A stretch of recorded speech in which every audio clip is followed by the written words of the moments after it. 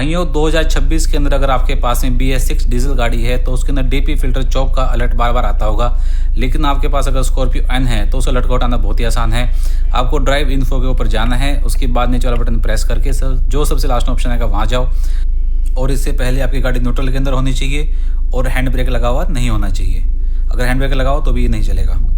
तो उसके बाद में जो बैक वाला ऑप्शन है हमें उसके प्रेस करना है, hold it for the few minutes and then it will start.